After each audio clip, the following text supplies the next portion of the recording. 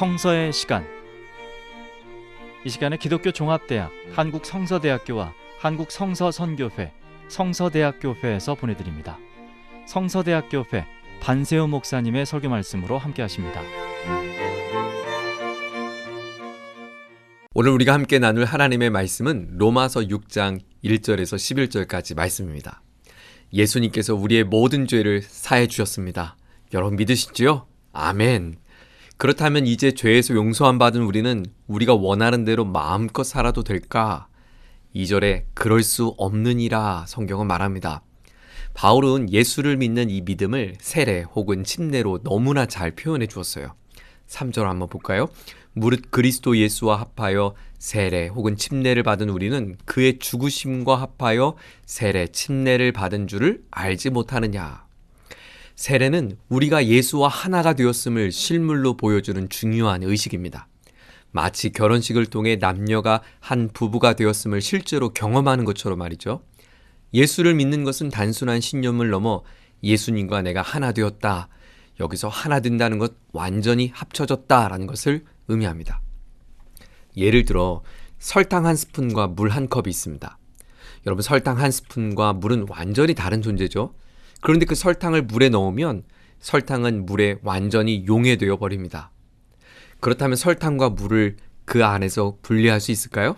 아니요, 그렇지 않죠. 물이 어디를 가든 설탕도 따라가겠죠. 이처럼 예수님과 하나 되었다는 것은 그리스도 안에 우리가 녹아 들어가므로 그리스도와 함께 살게 되었다는 것을 의미합니다.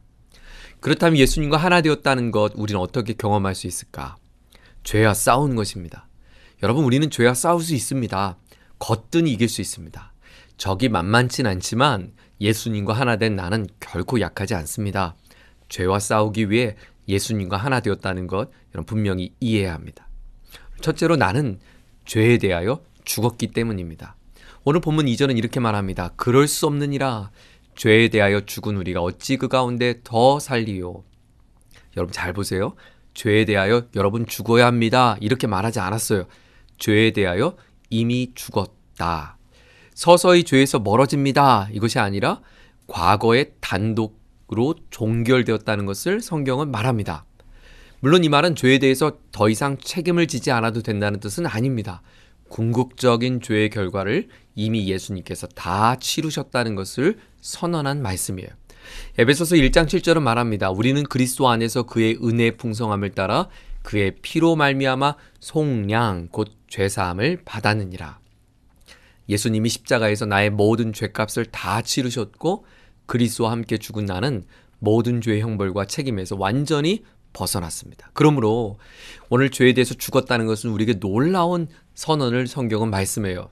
저와 여러분이 예수님을 믿는 하나님의 자녀가 되는 순간 더는 죄의 지배, 곧 죄의 세력 안에 있지 않게 되었다고 성경은 선언합니다. 죄의 종에서 자유케 되었다, 풀려났다라고 성경은 말합니다.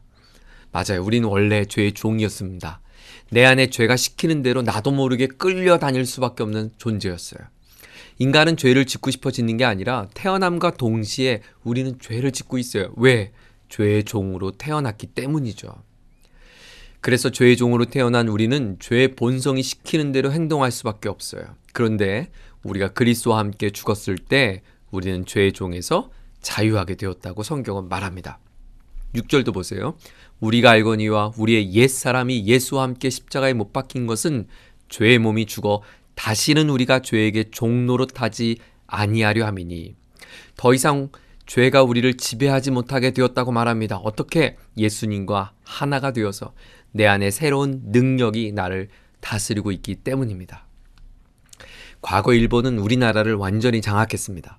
하지만 우리 믿음의 선배들 독립투사들이 목숨 건 투쟁으로 임시정부를 수립하고 드디어 독립을 이루었습니다. 빼앗긴 나라를 되찾았습니다. 하지만 아직도 일부 세력들이 곳곳에서 다시 나라를 빼앗으려고 국민들을 혼란시킨다고 만약 가정해서 생각해 보세요.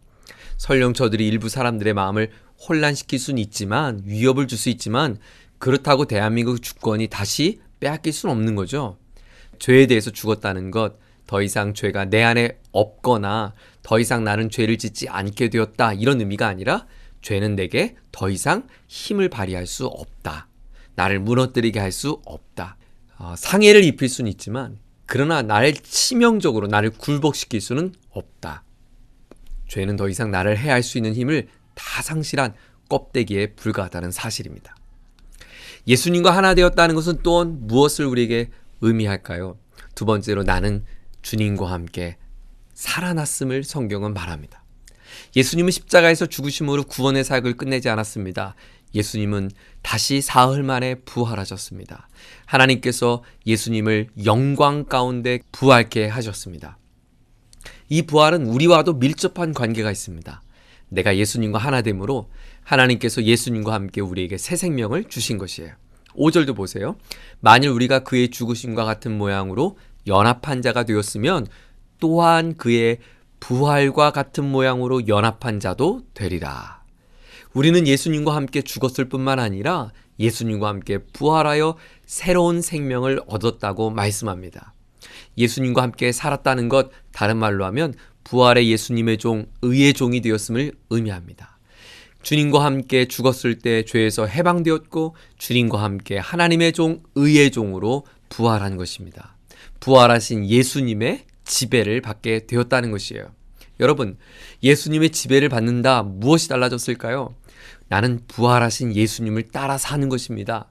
그분과 함께 사는 것입니다. 내 안에 계신 예수님과 함께 예수님의 거룩함에 이르는 열매를 맺는 삶을 사는 것입니다. 내 안에 내주하신 성령의 열매를 맺는 삶을 사는 것입니다. 영생을 누리는 삶, 새 생명을 누리는 복된 삶을 살게 된 것입니다. 이것이 바로 세례, 침례가 보여주는 거죠. 다시 물속에 나오면서 내가 새로운 삶으로 시작되었음을 우리는 선포하는 것이에요. 그러므로 우리의 반복되는 죄의 문제를 우리는 어떻게 해결할 수 있을까요? 이제 내가 누구의 지배 아래에 있는지 나는 다시 한번 물어야 합니다. 나는 누구의 지배 아래에 살고 있는가? 더 정확하게 나는 누구의 지배 아래에 살고 싶은가? 여러분 선포하십시오. 나는 죄 가운데 사는 것 이제 지긋지긋하다. 예수님과 하나 된 마음으로 나는 살 것이다. 예수님과 동행할 것이다. 하나님께서 당신에게 죄에 대해 저항할 자유를 주셨음을 여러분 믿으십시오. 성경은 우리에게 새로운 삶으로 초청하면서 내 자신에게 있는 죄와 죄의 욕망에 주목시키지 않습니다. 죄 짓지 마. 성경은 이렇게 접근하지 않고 오히려 더 적극적으로 이렇게 말합니다. 이렇게 살자라고 말이죠. 어떻게 해요? 12절을 보세요. 그러므로 너희는 죄가 너희 죽을 몸을 지배하지 못하게 하여 몸의 사욕에 순종하지 말고 또한 너희 지체를 불의의 무기로 죄에게 내주지 말고 오직 너희 자신을 죽은 자 가운데서 다시 살아난 자같이 하나님께 드리며 너희 자체를 의의 무기로 하나님께 드리라. 하나님께 드리자라고 성경은 말합니다. 죄에게 내어주면 내 삶은 죄의 연장이 되지만 하나님께 드리면 나의 인생은 하나님의 연장, 하나님의 도구, 하나님의 재료가 될 수 있다고 성경은 말합니다. 우리에게 주어진 달란트와 우리에게 주어진 시간과 우리에게 주어진 물질과 우리의 건강을 어떻게 사용할 것인가 하나님께 드리겠습니다. 14절을 보세요. 죄가 너희를 주장하지 못하리니 이는 너희가 법 아래 있지 아니하고 은혜 아래 있습니다. 그렇습니다. 이제는 더 이상 죄가 나를 주장하지 못합니다. 우리의 삶을 지배하는 것은 하나님의 은혜인 줄 믿습니다. 사랑하는 여러분, 우리는 이제 그분께 속해 있습니다. 주님 안에 있습니다. 이제 우리는 주님을 만난 사람입니다. 주님께 용서받은 사람입니다. 더 이상 과거에 매여 있지 마십시오. 더 이상 지난날의 실패에 그늘에 빠져 있지 마십시오. 그 늪에서 나오십시오. 하나님은 우리를 빛으로 초청해 주셨습니다. 선한 삶을 꿈꾸게 하셨습니다. 내가 뒤집지 말아야지. 이것은 소극적인 좋은 태도이지만 그러나 더 적극적으로 나는 하나님을 위해서 살 거야. 나는 하나님의 기쁨이 될 거야. 나는 하나님의 자랑이 될 거야. 오늘은 새로운 한 주간을 시작하는 복된 주일입니다. 이번 한 주간 하나님께서 허락하신 삶의 자리에서 부활의 기쁨, 다시 살아난 기쁨을 가지고 하나님의 의의 병기로 살아가는 저와 여러분 되기를 예수님의 이름으로 축원합니다. 하나님 아버지, 예수님께서 나를 위하여 십자가에 달려 죽으심으로 나의 모든 죄가 사해졌고 용서받았음을 믿습니다. 주님은 나의 허물을 보지 않으시고 하나님의 의롭다 하신 그 의를 힘입은 하나님의 존귀한 백성으로 나를 바라보고 계심을 믿습니다. 사랑하는 주님, 오늘 새로운 생명을 얻은 이 인생이 하나님을 위하여 기쁨으로 드려지는 삶을 살기를 소망합니다. 우리가 걸어가는 걸음마다 동행해 주셔서 하나님의 영광이 나타나고 하나님을 기쁘시게 하는 아름다운 흔적들이 우리 삶의 곳곳마다 경험될 수 있도록 은총을 내려 주옵소서. 하나님, 우리 한국교회를 축복합니다. 우리 교회를 하나님께서 사랑하여 주셔서 한국교회가 세계 열방 가운데 하나님의 기쁨이 되는 의의 교회로 존귀하게 쓰임받을 수 있도록 은총을 내려 주옵소서. 선한 일을 꿈꾸며 하나님의 나라 확장을 위해 존귀하게 쓰임받는 이 시대의 모든 교회들 될 수 있도록 축복하여 주옵소서. 예수님 존귀하신 이름으로 기도드립니다. 아멘.